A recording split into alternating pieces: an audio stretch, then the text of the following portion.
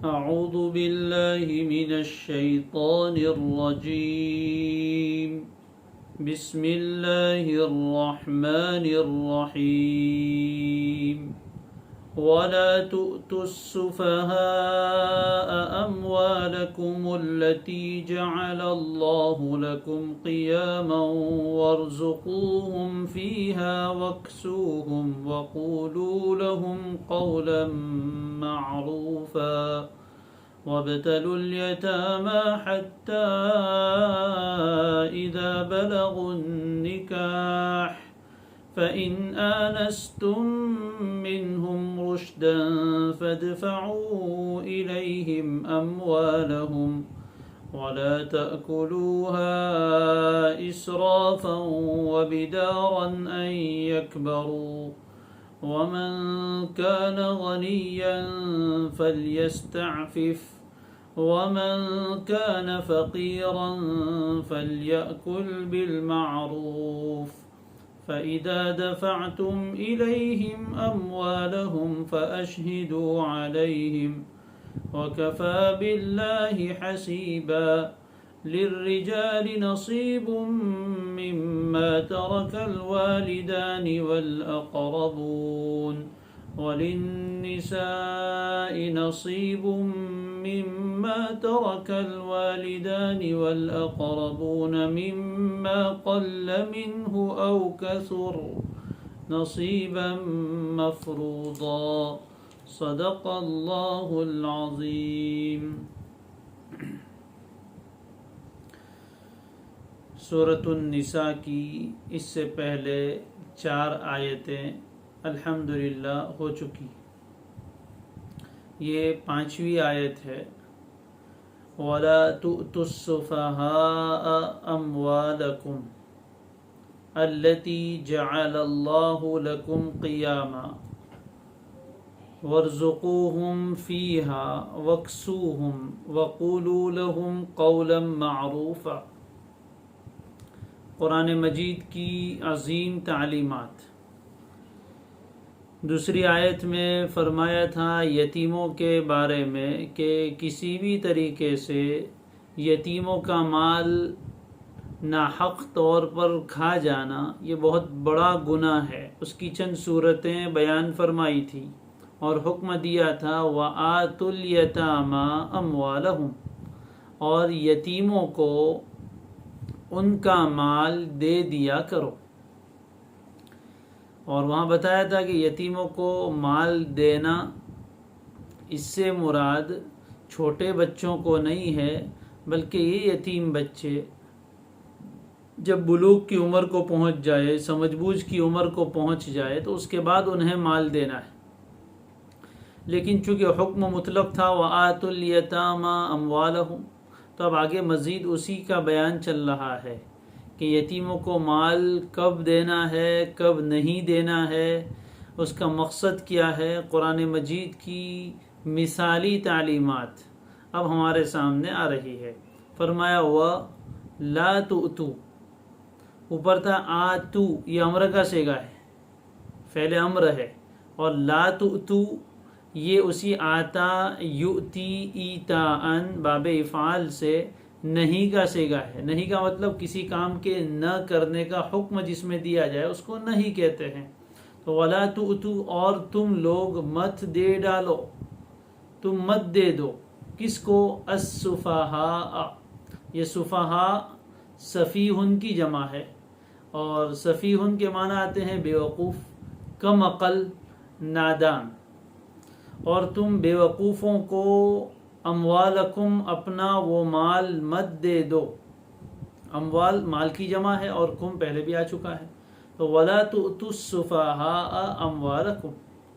اس کے بعد آگے مال کے بارے میں ایک صفت بیان فرمائی. اموالکم موصوف ہے، التی جعل اللہ لکم قیاما یہ اس کی صفت ہے، تمہارا وہ مال، التی جو کہ، التی اس میں موصول، جعل اللہ لکم قیاما، جعل یجعل بنانا، فعل ماضی واحد مذکر غائب، اللہ اس کا فاعل ہے.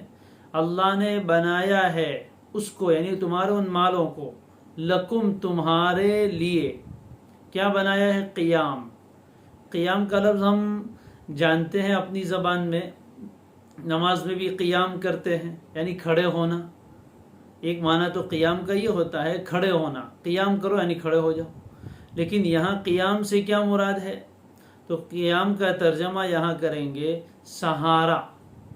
ظاہر ہے کہ آدمی کو کھڑے ہونے کے لیے سہارا چاہیے، تو قیام کا ترجمہ یہاں ہم کریں گے جس مال کو اللہ نے تمہارے لیے سہارا بنایا ہے۔ کس کا سہارا؟ زندگی گزارنے کا۔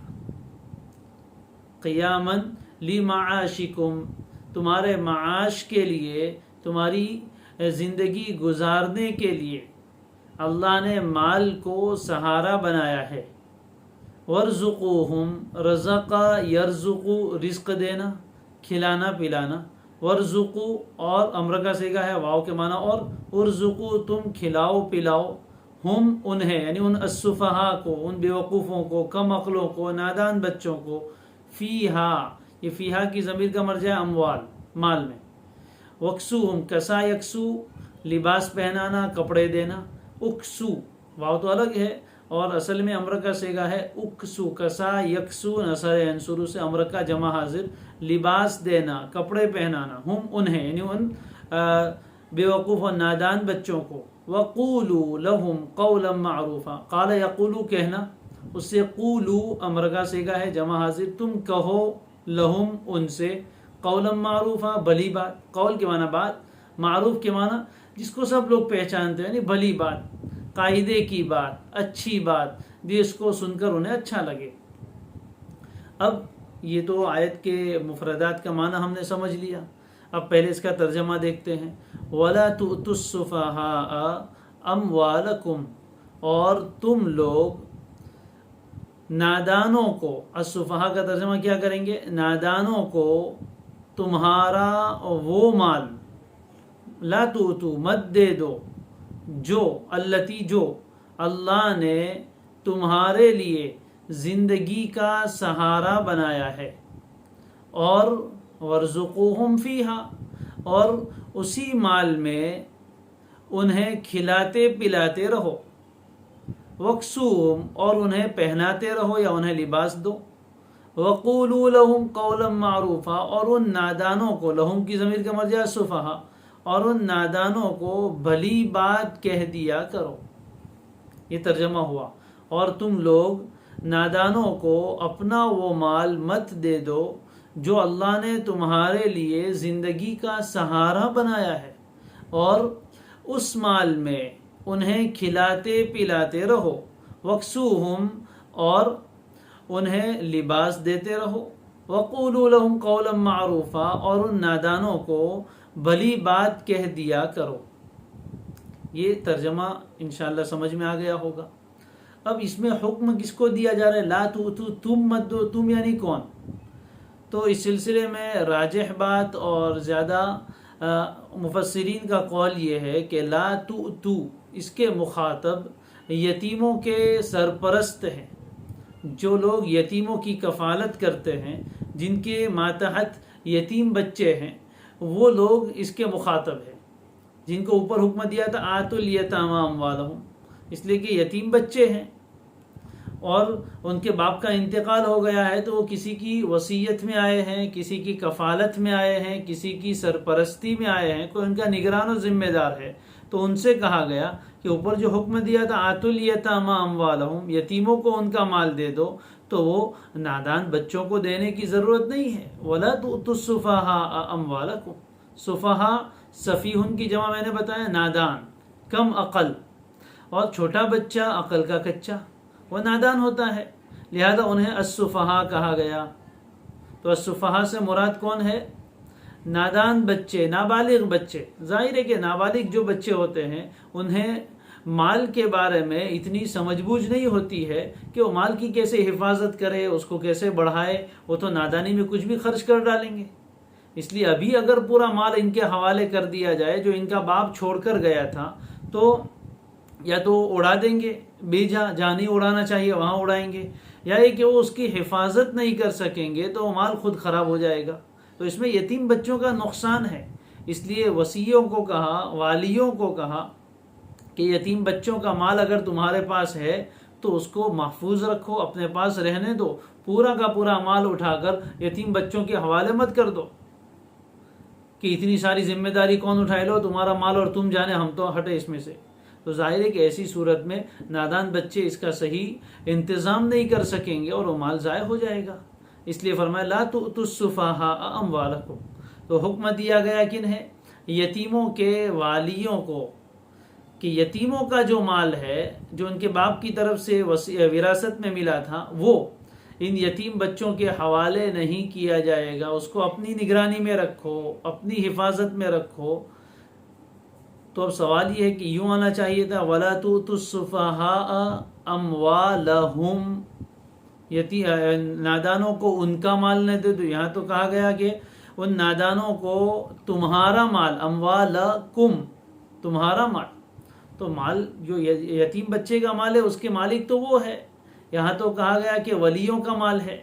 تو علماء نے فرمایا کہ دراصل مال تو یتیموں کا ہے، لیکن اللہ تعالیٰ نے اس کو یوں بیان فرمایا کہ وہ تمہارا ہی مال ہے، یعنی جس طرح تم اپنے مال کی حفاظت کرتے ہو، اسی طرح یتیم بچوں کے مال کو بھی اپنا ہی مال سمجھ کر اس کی حفاظت کرو۔ تو یہ اپنائیت کا تأثر دینے کے لیے اللہ تعالیٰ نے مال کی نسبت ان یتیم کے والیوں کی طرف فرما دی، حالانکہ مال تو یتیم بچوں کا ہے، لیکن فرمایا وہ ان کا نہیں، وہ گویا تمہارا ہی ہے، گویا وہ تمہارا ہی ہے۔ اگر تمہارا اپنا ہوتا تو تم کیسے اس کی حفاظت کرتے؟ اسی طرح ان کے مال کی بھی حفاظت کرنا۔ ایک قول تو یہ ہے کہ یہ آیت کا تعلق بھی یتیم بچوں کے ساتھ ہے، جیسے کہ اوپر سے بیان چلا آ رہا ہے، اور اس کا ایک دوسرا معنی مفسرین نے یہ بھی بیان فرمایا ہے کہ لا تؤتو، اس کے مخاطب باپ ہے، اور السفہاء سے مراد نادان اولاد۔ تو یعنی باپ کو حکم دیا جا رہا ہے کہ لا تؤتو ایھا الآباء، اے باپوں کی جماعت، تم اپنی نادان اولاد کو اپنا مال حوالے نہ کر دو، اس لیے کہ وہ نادان ہے، ابھی انہیں اتنی سمجھ بوجھ نہیں ہے، لہٰذا وہ مال کا صحیح انتظام نہیں کریں گے اور یہ مال ضائع ہو جائے گا۔ تو چاہے یتیم بچوں کا مال ہو یا اپنا مال ہو، نادانوں کو ایسے ہی نہیں دے دیا جائے گا جبکہ ان کے پاس سمجھ بوجھ نہیں ہے۔ مال بہت بڑی نعمت ہے، اسی لیے آگے فرمایا کہ مال کیا چیز ہے؟ التی جعل اللہ لکم قیاما، مال وہ چیز ہے جو اللہ نے تمہارے لیے، یعنی پورے سماج کے لیے، پوری انسانیت کے لیے زندگی کا سہارا بنایا ہے۔ اس سے مال کی اہمیت معلوم ہوتی ہے۔ شریعت نے مال کو کوئی بیکار چیز نہیں قرار دیا، کوئی مبغوض چیز نہیں قرار دیا، کوئی ناپسندیدہ اور ناپاک چیز نہیں قرار دیا۔ مال کا جو مقام بیان فرمایا ہے، آپ ذرا ان الفاظ پر غور کیجئے، التی جعل اللہ لکم قیاما، یہ انسانوں کے لیے زندگی کا سہارا ہے، اس کے بغیر زندگی نہیں چل سکتی۔ قرآن مجید نے دو چیزوں کو قیام کہا ہے، ایک تو یہاں التی یعنی مال کو، التی جعل اللہ لکم قیاما، اور ایک دوسری چیز ہے 7ویں پارے میں آیت ہے جعل اللہ الکعبۃ البیت الحرام قیاما للناس، 7ویں پارے میں سورہ مائدہ میں آیت نمبر 97 ہے، اور 13 سطر کا قرآن ہے تو 173ویں صفحے پر 7ویں پارے کے تیسرے رکوع میں یہ آیت ہے جعل اللہ الکعبۃ البیت الحرام قیاما للناس، کعبۃ اللہ، کعبہ شریف جو مسجد حرام ہے، اس کو اللہ نے لوگوں کے لیے سہارا بنایا ہے۔ دو چیزوں کو اللہ نے قیام فرمایا ہے، اس سے اندازہ لگائیے کہ مال کتنی اہم ترین چیز ہے۔ اس لیے اللہ تعالیٰ کسی کو مال دیں تو اس کو بے جا اڑانا نہیں چاہیے، بغیر سوچے سمجھے استعمال نہیں کرنا چاہیے، کوئی ایسا تصرف اس میں نہیں کرنا چاہیے جس سے مال ضائع اور بیکار ہو جائے۔ قرآن مجید اس کو اتنی اہمیت دے رہا ہے، التی جعل اللہ لکم قیاما، مال تو زندگی کا سہارا۔ ظاہر ہے کہ اگر انسان کے پاس مال نہ ہو، پیسے نہ ہو، تو وہ اپنی زندگی کے کام کاج کیسے چلائے گا؟ یا تو بھیک مانگنا پڑے گی یا پھر اس کو غلط طریقے اختیار کرنے پڑیں گے۔ اس لیے اللہ تعالیٰ کسی کو مال دے تو اس کو چاہیے کہ اس کو سوچ سمجھ کر استعمال کرے۔ ہاں جو آخرت کے راستے وہاں تو خرچ کرنے کی ترغیب دی گئی ہے، اعتدال کے ساتھ انسان وہاں خرچ کرے اور اپنی آخرت تیار کرے، لیکن بیجا خرچوں میں، اسراف فضول خرچی میں اور اس طرح کی چیزوں میں اپنے مال کو اڑا کر اس کو بیکار نہ کریں۔ جعل اللہ لکم قیاما، اسی لیے علماء فرماتے المال سلاح المومن، مال تو مومن کا ہتھیار ہے۔ جیسے دعا کے بارے میں کہا گیا کہ دعا سلاح المومن، یہ المال سلاح المومن کوئی حدیث نہیں ہے، بزرگوں کا قول ہے۔ تفسیر وسیط میں طنطاوی نے اس کو ذکر کیا ہے، المال سلاح المومن، مال مومن کا ہتھیار ہے۔ جس کے پاس مال ہوتا ہے وہ اپنے کاموں میں کسی کا محتاج نہیں ہوتا۔ اس لیے حضرت سفیان رضی اللہ رحمہ اللہ تعالی وہ تجارت کرتے تھے، ایک دن بیٹھے ہوئے تھے اور اپنا سامان تجارت سے ہاتھ میں الٹ پلٹ کر دیکھ رہے تھے، گویا اس کے خوش تھے۔ کسی نے کہا کہ یہ کیا؟ فرمایا کہ اگر یہ مال نہ ہوتا تو یہ بنو عباس یعنی حکمران مجھے رومال کی طرح استعمال کرتے، یہ ہے اس لیے وہ مجھے اپنے تابع نہیں کر سکتے۔ اور بعض بزرگوں نے فرمایا کہ جس کسی آدمی کے پاس مال ہو اور اس مال کی حفاظت کرے اور اس کو صحیح طرح استعمال کرے، تجارت کرے، اس مال کو بڑھانے کی کوشش کرے، اس لیے کہ جب آدمی محتاج ہوتا ہے، زمانہ ایسا ہے، وہ فرماتے ہیں کہ ہم ایسے زمانے میں ہیں کہ اس میں جب آدمی محتاج ہوتا ہے تو سب سے پہلے اپنا دین کھا جاتا ہے، یعنی اپنی دین فروشی کرتا ہے، دین بیچ کر پھر مال حاصل کرتا ہے، اس لیے وہاں فتنے میں نہ پڑے۔ اس لیے قرآن نے مال کی حیثیت بیان فرمائی کہ تمہارا مال یہ تمہارے لیے زندگی کا سہارا ہے، لہذا اس کو ایسے نادان بچوں کے حوالے کر کے اس کو ضائع نہ ہونے دو۔ ہاں لیکن مال چونکہ ان کا ہے اس لیے ورزقوہم، انہیں کھلاؤ پلاؤ، فیہا، یہاں بھی قرآن مجید نے عجیب لفظ استعمال کیا ہے، عام طور پر اردو ترجمے میں اس کا مفہوم ادا نہیں ہوتا۔ آپ دیکھیں گے اکثر تراجم میں ہے اور انہیں کھلاؤ پلاؤ اس میں سے، فیہا، حالانکہ یہاں لفظ منہا نہیں ہے، فیہا ہے۔ فی کا معنی تو ہوتا ہے میں، فیہا اس مال میں تم انہیں کھلاتے پلاتے رہو۔ مال میں کیسے کھلائیں گے؟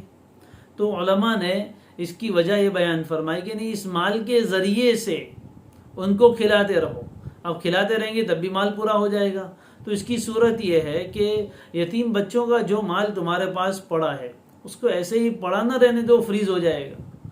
اس مال کو تجارت میں لگاؤ، اس مال کو کمائی کا ذریعہ بناؤ، اس سے جو پروفٹ آئے گا، اس سے جو نفع ہوگا، اس نفع میں سے ان بچوں کو کھلاتے پلاتے رہو۔ ان کا جو سرمایہ ہے، ان کی جو کیپٹل گین ہے وہ محفوظ رہے گی، ان کی پونجی وہ تو محفوظ رہے گی۔ مثال کے طور پر باپ 1 لاکھ روپے چھوڑ گیا تھا، اب 1 لاکھ روپے میں سے آپ کھلاتے رہو تو کتنے دن چلے گا، کتنے مہینے چلے گا؟ لیکن اس 1 لاکھ روپے کو آپ نے تجارت میں لگایا، اس میں سے منافع ہو رہا ہے، اس نفع سے ان کا کام چل رہا ہے، ان کے خرچے ہو رہے ہیں، تو ان کا جو اصل رأس المال سرمایہ ہے، کیپٹل ہے، وہ محفوظ رہے گا۔ جب وہ بڑے ہوں گے تو ان کے پاس ایک خاصی رقم ہوگی جس کو وہ استعمال کر سکیں گے۔ تو وَرْزُقُوهُمْ فِيهَا، اس مال میں سے، یعنی اس مال کو بڑھا کر اس میں سے ان کو کھلاؤ پلاؤ، یعنی اس مال کو ان کے کھانے پینے کی جگہ بناؤ۔ مطلب یہ کہ اس میں سے کمائی کر کے ان نابالغ یتیم بچوں کو کھلاتے پلاتے رہو۔ اسی طرح لباس کی انسان کی ضرورت ہے، کپڑے کی روٹی اور کپڑا یہ دونوں انسان کی ضرورت ہے، تو لباس کی جب ضرورت ہو تو اسی مال میں سے انہیں لباس بھی دلا دو۔ بہت سی مرتبہ ایسا ہوتا ہے کہ بچے ذرا سے سمجھدار ہوتے ہیں اور ان کو پتہ چلتا ہے، یا لوگ کان بھرنے والے ہوتے ہیں کہ تیرے باپ کا چھوڑا ہوا مال ہے وہ بھی تیرے کو نہیں دیتا ہے، اور چونکہ کچی عمر ہوتی ہے تو بچے بھی چاہتے ہیں کہ ہم ذرا اور زیادہ خرچ کریں، اور زیادہ اچھا کھائیں، اور زیادہ اچھا پہنیں۔ آج کل کے زمانے میں ہے تو وہ سوچیں گے ہم ذرا کوئی اچھا فون لے لیں، اور جو ولی ہے وہ چونکہ سمجھدار آدمی ہے، وہ چاہتا ہے کہ اس کا مال زیادہ خرچ نہ ہو تاکہ یہ بڑا ہونے کے بعد اس کو کام آئے۔ تو جب وہ کم دے گا تو ادھر سے بچہ کچھ سنائے گا کہ میرے باپ کا مال ہے پھر مجھے کیوں نہیں دے رہے؟ تو فرمایا کہ اگر وہ ایسی کوئی بات کہے اور اپنے مال کا مطالبہ بھی کرنے لگے تو تمہارا کام یہ ہے کہ تم انہیں سمجھاؤ۔ قولوا لهم قولا معروفا، تم ان سے، یعنی ان یتیم اور نادان بچوں کو قول معروف، بھلی بات ایسی کہو کہ جس سے ان کا دل مطمئن ہو جائے. انہیں کہو بیٹے یہ تمہارا ہی تو ہے، مجھے کیا کرنا ہے، جب تم بڑے ہوں گے تو تمہیں ہی کام آئیں گے، 2 پیسے بچے ہوں گے تو، اس لیے کم استعمال کرو، سمجھا کر ان سے بات کرو. ایسا نہیں کہ انہوں نے ذرا سا مانگا تو آپ نے بھی غصے میں آ کر کہا کہ لو تمہارا مال تم جانو، تمہارا کام جانے. ایسا کرنے کا حکم نہیں. قول معروف، بھلی بات اور اچھے انداز میں ان کو سمجھا کر کام لینا چاہیے. جیسے اپنے بچوں کو سمجھاتے ہیں ویسے ان یتیم بچوں کو بھی سمجھا کر کام لینا ہے. کتنی پیاری تعلیم دی گئی. بہرحال اس آیت کریمہ سے ایک بات تو یہ معلوم ہوئی کہ جو یتیم بچے نادان ہے تو نادانی کی عمر میں ان کا مال ان کے حوالے نہیں کیا جائے گا، بلکہ اس کا جو سرپرست اور ذمہ دار ہے وہی اس کو محفوظ رکھے گا اور ضرورت کے بقدر اس کو دیتا رہے گا. اور اسی طرح آیت سے ایک بعض مفسرین کے قول کے مطابق یہ بات بھی نکلی کہ جو بڑے لوگ ہیں گھر کے ان کو چاہیے کہ اپنے چھوٹے چھوٹے بچوں کو اتنی زیادہ مال کی مقدار نہ دے کہ اس کو اڑاتے پھرے اور اس کو ضائع برباد کرے. اس لیے کہ اور دوسری بات مال کی اہمیت معلوم ہوئی کہ یہ انسانوں کے لیے زندگی کا بہت بڑا سہارا ہے.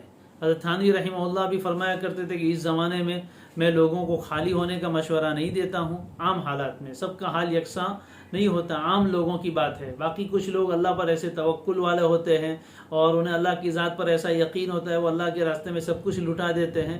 تو حضرت ابو بکر رضی اللہ تعالیٰ عنہ جیسے اور انہی کی صفت پر چلنے والے لوگ بہت تھوڑے ہوتے ہیں، عام لوگوں کے لیے حکم نہیں ہوتا. حضرت تھانوی فرماتے تھے میں لوگوں کو مشورہ دیتا ہوں کہ مال ہے تو کچھ بچا کے رکھو تاکہ دل مطمئن رہے. توکل تو اتنا عالی درجے کا ہے نہیں، جب جیب خالی ہو جائے گی تو نہ نماز میں دل لگے گا، نہ بیوی بچوں کے ساتھ اچھے سے رہے گا، اور اس کی جیب بھری ہوئی ہوگی تو سکون سے رہے گا. تو پھر سکون سے رہنا بھائی، کیوں اپنے آپ کو پریشان کرنا ہے. وَارْزُقُوهُمْ فِيهَا وَاكْسُوهُمْ، کھلانے پلانے کا اور ان کی جو ضرورت کی چیزیں ہیں ان کا انتظام کریں گے. وَقُولُوا لَهُمْ قَوْلًا مَعْرُوفًا، اور ان کے ساتھ بہت اچھے انداز میں بات کریں گے. آگے فرمایا وَابْتَلُوا الْيَتَامَى حَتَّى إِذَا بَلَغُوا النِّكَاحَ. ابتلا یبتلی، ابتلاءً اس کے معنی آزمانا، جانچتے رہنا. الیتامہ یتیم بچے اب بلوغ کے قریب کی عمر کو پہنچ چکے ہیں، سمجھ بوجھ آنے لگی ہے. بہت سے بچے چھوٹی عمر میں ہی بہت کچھ سمجھ جاتے ہیں، خاص کر کے جب حالات گھریلو ٹھیک نہیں ہوتے تو اس وقت چھوٹی عمر میں بچے وہ کچھ سیکھ اور سمجھ لیتے ہیں جو بہت سے بڑی عمر والے نہیں سمجھ پاتے. جو بہت نعمتوں میں پلے ہوئے ہیں، بڑے باپ کی اولاد ہے، ان کو تو کچھ پتہ ہی نہیں ہوتا ہے کہ سختی کس کا نام ہے، باپ ہی سب برداشت کر لیتا ہے. لیکن جن گھروں میں حالات ناخوشگوار ہوتے ہیں، کمزوری والے حالات ہوتے ہیں، مال زیادہ نہیں ہوتا، وہ 10-12 سال میں بھی مزدوری کرنے لگتے ہیں، پیسے کمانے لگتے ہیں. تو جب بچے تھوڑے سمجھ بوجھ آنے لگے تو فرمایا ولیوں سے کہ ان بچوں کو آزماتے رہو. یتیموں کو کیسے آزمائیں گے؟ اس کو آزمانے کا طریقہ یہ کہ چھوٹا چھوٹا مال لے کر انہیں دیا جائے اور دیکھا جائے کہ ان کے اندر مال کی سمجھ بوجھ ہے کہ نہیں. جیسے کہتے ہیں بھائی تاجر کا بچہ خود تاجر ہوتا ہے، مور کے انڈے کے اوپر کوئی پینٹنگ نہیں کرنی پڑتی، وہ بچپن سے ہی سیکھ کر آتا ہے. ہمارے یہاں کہتے ہیں میمن برادری کے بارے میں مشہور ہے کہ ان کا بچہ بچپن سے ہی تاجر بن کے پیدا ہوتا ہے. بنیوں کے یہاں بھی یہ مشہور ہے. تو بچوں کو آزمائیں گے. وَابْتَلُوا الْيَتَامَى، یتیم بچوں کو جانچتے رہو. ان کا امتحان کوئی پرچہ نہیں لینا ہے، یہ جانچنا ہے کہ ان میں مال کے بارے میں شعور پیدا ہوا ہے کہ نہیں، سنجیدگی پیدا ہوئی ہے کہ نہیں، دھوکہ تو نہیں کھائیں گے، اڑا تو نہیں ڈالیں گے، ان کو تھوڑے پیسے دے کر دیکھیں گے. اپنے بچوں کو بھی آزمانا چاہیے، ان کو بھی سب یہ چیزیں سکھانے کی ہے کہ آپ نے اپنے بچے کو 100 روپئے دے کر بازار بھیجا. بہت سی مرتبہ ماں باپ اپنے بچوں کو ایسا بناتے کہ تجھے سمجھ بھی نہیں آتے، چل میں آتا ہوں، ہر کام خود ہی کرنے کے عادی ہوتے ہیں. یہ غلط ہے. چھوٹے چھوٹے کام بچوں سے لینے چاہیے. کبھی نقصان بھی ہوگا لیکن وہ کوئی اتنا بڑا نقصان نہیں ہوگا، لیکن سیکھیں گے تبھی. آپ نے چیزیں لینے کے لیے اس کو 500 کا نوٹ لے کر بازار میں بھیجا.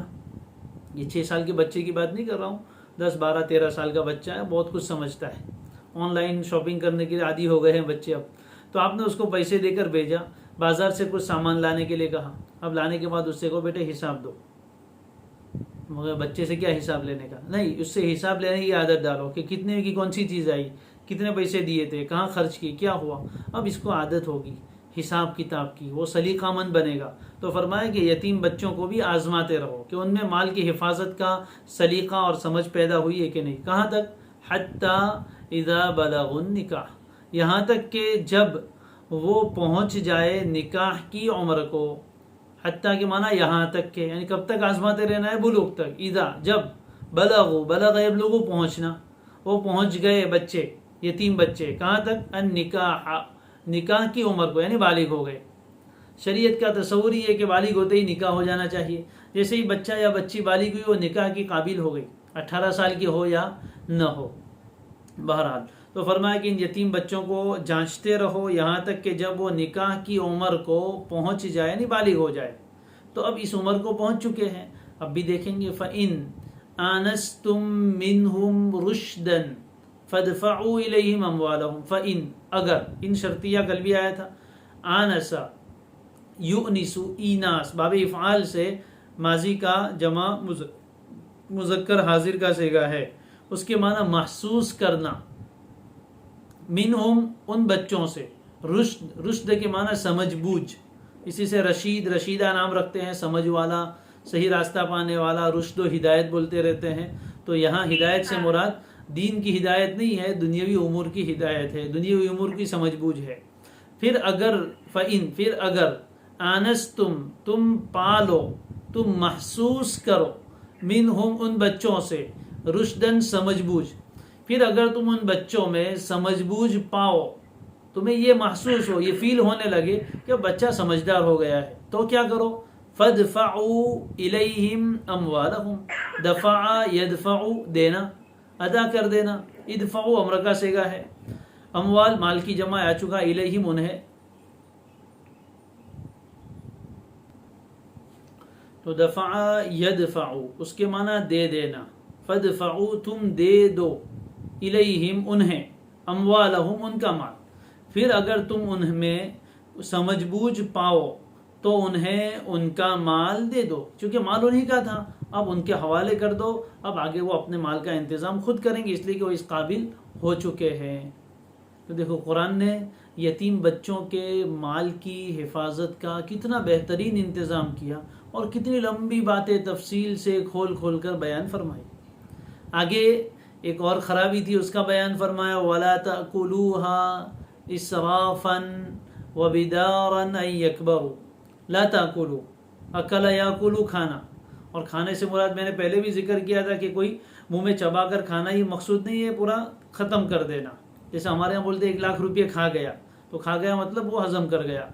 لا تاکلو، اور تم نہ کھا جاؤ، ہاں ضمیر کا مرجع اموالہم، ان یتیم بچوں کا مال، اسرافن، اسراف تو اپنی زبان میں بولتے ہیں فضول خرچی، بے جا اڑانا، بے جا یعنی جا خرچ کرنے کی جگہ نہیں ہے، ایسی جگہ پر اڑا دینا، بے جا، جا یعنی جگہ اور بے یعنی نہیں ہے، بے جا یعنی جہاں خرچ کرنے کی جگہ نہیں ہے وہاں خرچ کر رہے، اور جتنی ضرورت ہے اس سے زیادہ خرچ کر رہے ہیں، اس کو بھی اسراف کہتے ہیں۔ تو وَلَا تَأْكُلُوهَا إِسْرَافًا، اسراف کے معنی فضول خرچی کر کے، بے جا اڑا کر، تم ان کا مال نہ کھا جاؤ، وَبِدَارًا، بدار فعال کے وزن پر ہے، اس کے معنی جلدی جلدی کوئی کام کرنا، بادرہ یبادر مبادرتاً وبداراً، باب مفعلہ سے ہے، بادرہ یبادر مبادرت سبقت کرنا، جلدی کرنا، بدار، اور کبیرہ یکبرو، بڑا ہو جانا، تو بدارن کا معنی جلدی کر کے، وَلَا تَأْكُلُوهَا إِسْرَافًا، اور یہاں بھی مخاطب کون ہے؟ یتیموں کے جو اولیاء ان کے سرپرست ہیں وہ اس کے مخاطب ہے، اور تم لوگ ان کا مال یعنی ان یتیم بچوں کا مال فضول خرچی کر کے نہ کھا جاؤ، چونکہ ابھی اجازت ملی تھی، آگے آ بھی رہا ہے کہ اگر ضرورت ہے تو ولی بھی اس میں سے اپنا اجرت وغیرہ لے سکتا ہے۔ تو اب مثال کے طور پر 5 سال کا بچہ یتیم ہوا ہے اور 13 سال میں بالغ ہونے والا ہے، 8 سال ہے، تو اب وہ کیا کرنا چاہتا ہے کہ وہ بالغ ہو، اس سے پہلے ہی ہم سب مال ختم کر دیں کہ بالغ ہونے کے وقت اس کے پاس کچھ نہ رہے۔ تو فرمایا ایسا نہ کرو کہ فضول خرچی کر کے بے جا اڑا کر تم ان کا مال پورا ہی ختم کر ڈالو، وبدارن، اور تم ان کا مال نہ کھا جاؤ فضول خرچی کر کے، اور جلدی جلدی، بدارن کا ترجمہ جلدی جلدی، ان یکبرو سے پہلے خوف یا مخافت، ان یکبرو اس خوف سے، مخافت معذوف ہے، اس خوف سے کہ بچے بڑے ہو جائیں گے اور بڑے ہو کے ہمارے پاس سے مال لے لیں گے، تو ان کے بڑے ہونے سے پہلے ہی تم سب ختم کر جاؤ، ایسا بھی نہ کرو۔ آگے فرمایا وَمَنْ كَانَ غَنِيًّا فَلْيَسْتَعْفِفْ، اب بہت سی مرتبہ ایسا ہوتا کہ یتیم بچے کا مال، جیسے کہ میں نے کل ذکر کیا تھا کہ ایک تو روپیے پیسے ہیں اس کو تو کباڑ میں رکھ چھوڑو، یا ایک تو سونا چاندی ہے اس کو بھی گھر میں رکھ دو، اس کو انتظام نہیں کرنا پڑتا، لیکن کبھی مال ہوتا تھا جانوروں کی شکل میں، تو ظاہر ہے کہ ان کو چرانے لے جانا پڑے گا، ان کا دودھ نکالنے کا، اس کا سب انتظام کرنے کا، صفائی وغیرہ کا کام ایک لمبا چوڑا ہوتا ہے۔ اور بہت سی مرتبہ کچھ کھیتی وغیرہ ہوتی ہے، اب ظاہر ہے کہ نادان بچہ تو کھیتی نہیں کرے گا، تو اس کا جو ولی ہے اس کو کھیتی کا سارا انتظام کرنا پڑے گا، تو اس کو اپنا بہت سا وقت بھی دینا پڑتا ہے، جس کے نتیجے میں وہ خود اپنا کام نہیں کر سکتا، تو اس کا بھی تو گھر چلانا ہے۔ تو شریعت نے اس کو اجازت دی ہے کہ وہ یتیم بچے کے مال میں سے اجرت مثل، یعنی اتنی اجرت اور مزدوری لے جتنی عام طور پر بازار میں چلتی ہے، لیکن وہ کب ہے؟ جبکہ اس کو ضرورت ہے۔ جو ولی ہے وہ غنی مالدار ہے، اس کو یتیم بچے کے پیسے کی ضرورت نہیں، اگر وہ نہیں بھی لے گا تو اس کے پاس اتنا ہے کہ اس کا گزران چلتا ہے، تو اس کو تو چاہیے کہ یتیم کے مال میں سے کچھ بھی نہ لے۔ لیکن اگر فقیر ہے، محتاج ہے، اس کے پاس بھی کچھ نہیں، یہ خود غریب آدمی ہے، تو شریعت نے اجازت دی کہ وہ بھلے طریقے سے قاعدے کے مطابق اس کے مال میں سے کچھ لے کر اپنا گزران بھی چلا سکتا ہے۔ وَمَنْ كَانَ غَنِيًّا فَلْيَسْتَعْفِفْ، من کے معنی جو کوئی، کانا ہو، غنیًا مالدار، بے نیاز، اس کو محتاج ہی نہیں ہے، تو لیستعفف، استعف یستعف، استعفاف یعنی اپنے آپ کو بچانا، باب استفال سے ہے، عفت کے معنی ہی بچنے کے، اور اسی سے عفیفہ، عفیف نام رکھتے پاک دامن، گناہ سے بچنے والے، سوال سے بچنے والے۔ لیستعفف امر غائب کا صیغہ ہے، واحد مذکر غائب، اور جو کوئی غنی ہو، جو کوئی مالدار ہو، اس کو چاہیے کہ اپنے آپ کو بچائے، کس سے؟ یتیم کا مال کھانے سے اپنے آپ کو بچا لے، یعنی کچھ بھی نہ لے، فری میں خدمت کرے یتیم بچے کی۔ وَمَنْ كَانَ فَقِيرًا، اور جو کوئی آدمی خود محتاج ہو، یعنی یتیم کی کفالت کرنے والا، یتیم کے مال کا انتظام کرنے والا آدمی خود فقیر ہے، غریب ہے، اس کے پاس کوئی اتنا پیسہ نہیں ہے کہ وہ اپنا گزران چلائے گا، اور اس کا وقت اسی میں زیادہ خرچ ہو رہا ہے، تو وَمَنْ كَانَ فَقِيرًا فَلْيَأْكُلْ، تو اس کو چاہیے کہ وہ کھائے، کس میں سے؟ یتیم کے مال میں سے، وہ لکھا نہیں لیکن سمجھ میں آتا ہے، بالمعروفی، بھلے طریقے سے، ایسا نہیں کہ بازار میں لوگ 100 روپے اجرت لیتے اور یہ 200 روپے لے، ایسا نہیں، بھلے طریقے سے، معروف طور پر، جو سب کے یہاں معروف ہے اور سب لوگ اس کو جانتے ہیں کہ اتنی اجرت ہوتی ہے، تو اس طریقے سے یتیم کے مال میں سے اس کو کھانے کی اجازت دی گئی۔ اب بچے بڑے ہو گئے، بالغ ہو گئے، سمجھ بوجھ آ گئی، تو یتیموں کا مال انہیں دینا ہے۔ فَإِذَا دَفَعْتُمْ إِلَيْهِمْ أَمْوَالَهُمْ فَأَشْهِدُوا عَلَيْهِمْ، قرآن کتنی احتیاط دکھا رہا ہے۔ دفع یدفع دینا، اذا جب، الیہم انہیں، اموالہم ان کا مال، اور پھر جب تم ان یتیم بچوں کو ان کا مال دینے لگو تو اشہدوا علیہم، اشہد یشہد، اشہاد گواہ بنانا، روزانہ پڑھتے اشہد اللہ الہ الا اللہ، میں گواہی دیتا ہوں، اور اشہد یشہد گواہ بنانا، تو اشہدوا علیہم ان پر گواہ بنا لیا کرو، یعنی یتیم بچے کو آپ اپنا مال حوالے کر رہے ہو، اس کا مال، تو چپکے سے مت دے دو، 2 آدمی کو بلاؤ، 2 مردوں کو، یا ایک مرد 2 عورت کو بلاؤ، اور ان کی موجودگی میں یتیم بچے کا مال اس کے حوالے کرو گے، تیرے باپ نے مرتے وقت اتنا مال چھوڑا تھا، اتنے سال سے میرے پاس تھا، اس کا یہ حساب کتاب ہے، یہ 2 مردوں کی یا ایک مرد اور 2 عورتوں کی گواہی موجودگی میں اس کے حوالے کیا جائے۔ یہ حکم شریعت نے دیا ہے۔ امام ابو حنیفہ رحمہ اللہ فرماتے ہیں کہ یہ حکم فرض اور واجب نہیں ہے، مستحب ہے، بہتر ہے، پسندیدہ ہے کہ گواہ بنا کر پھر دیا جائے۔ اگر گواہ نہیں بھی بنائے گا تو ایسی صورت میں کوئی گناہ نہیں ہوگا۔ اور دیگر ائمہ، امام شافعی، امام احمد، امام مالک، یہ حضرات فرماتے نہیں، یہ امر یہاں اشہدو کا لفظ جو امر ہے یہ وجوب کے لیے، یعنی ضروری ہے۔ ضروری ہونے کا مطلب کیا ہے کہ ابھی بچے کو دے دیا، 2 سال کے بعد اس بچے نے، یتیم بچہ جو پہلے یتیم تھا، اس نے دعویٰ کیا، مقدمہ دائر کیا اپنے ولی کے خلاف کہ اس نے میرے باپ کی وراثت میں سے اتنا مال کھا لیا یا مجھے دیا ہی نہیں، حالانکہ وہ دے چکا تھا، اب اس کے پاس بھی کوئی گواہ نہیں ہے، تو وہ حضرات فرماتے ہیں کہ بچے کی بات کا اعتبار کیا جائے گا اس ولی کی بات کا نہیں. اور امام ابو حنیفہ فرماتے ہیں کہ نہیں، اگر یہ ولی قسم کھا کر کہہ دے کہ میں نے دے دیا ہے تو عدالت میں اس کی بات مانی جائے گی. بہرحال تو بہت سی مرتبہ یہ جھگڑا بھی ہوتا ہے. تو قرآن نے یہ تعلیم دی ہے کہ آپسی معاملات میں گواہ بنا لیے جائے تاکہ کل کوئی جھگڑا ہو. بہت سی مرتبہ تو جان بوجھ کر جھگڑا کرتا ہے آدمی کہ معلوم ہے کہ مجھے مل گیا پھر بھی نہ کہتا کہ نہیں مجھے دیا ہی نہیں. بہت سی مرتبہ ایسا ہوتا ہے. اور بعض مرتبہ جان بوجھ کر تو نہیں کرتے لیکن بھول جاتے ہیں. ابھی چند دن پہلے خود ہمارے سامنے اس طرح کا ایک واقعہ پیش آیا. ایک گاؤں میں کچھ جھگڑا تھا تو صلح کے لیے جانا ہوا. تو وہاں گاؤں کے کچھ لوگ کہتے ہیں کہ ہم نے ان کو جب متولی بنایا تو اتنے پیسے دیے تھے. وہ کہتا ہے مجھے دیا ہی نہیں. بعد میں اس بات کا اقرار ہوا کہ دے دیے تھے لیکن کوئی پروف نہیں تھا، لکھا ہوا بھی نہیں، کوئی گواہ بھی نہیں. تو اس لیے جہاں بھی اس طرح کے مالی معاملات ہو، چاہے کتنا ہی قریب کا تعلق ہے، لیکن کب یہ قریب کا تعلق دور ہو جائے پتہ نہیں، یہ اپنے کب پرائے ہو جائے پتہ نہیں، دوست کب دشمن ہو جائے پتہ نہیں. لہذا قرض کا لین دین ہو یا اس طرح کا کوئی معاملہ ہو تو یا تو گواہ بنا لو یا اس کا باقاعدہ تحریری شکل میں یعنی لکھت شکل میں اس کو اپنے پاس رکھنا چاہیے، نیچے دستخط ہو. آج کل اسٹیمپ پیپر بھی چلتے ہیں تو اس پر معاملہ کرنا چاہیے تاکہ جھگڑے کی نوبت نہ آئے. پھر اچھے خاصے تعلقات ٹوٹ جاتے ہیں. بہت سی مرتبہ انسان بھول بھی جاتا ہے، بہت سی مرتبہ نیتیں خراب ہو جاتی ہے. تو شریعت نے کہا کہ یہ بچے جو 5 سال 7 سال 8 سال تمہارے ماتحت رہے، تم نے ان کی بڑی خدمت کی، کل بڑے ہونے کے بعد تمہارا احسان بھول سکتے ہیں اور تمہارے اوپر الزام ڈالیں گے کہ تم نے ہمارے باپ کا خرچ وراثت ہمیں پورے طور پر دی نہیں ہے، اس لیے گواہوں کی موجودگی میں دو. اس کا طریقہ علماء نے یہ بیان فرمایا ہے کہ جب کوئی بچہ یتیم ہو جائے اس وقت اس کے باپ کا مال جب لینا ہو اپنی تحویل میں، اپنے قبضے میں، اس وقت بھی گواہوں کو بلائے اور ان کی موجودگی میں دیکھ لے بھائی اتنا اتنا مال اس کے باپ نے چھوڑا ہے، اس کو تحریری لکھ لے یا ان کو گواہ بنا لے.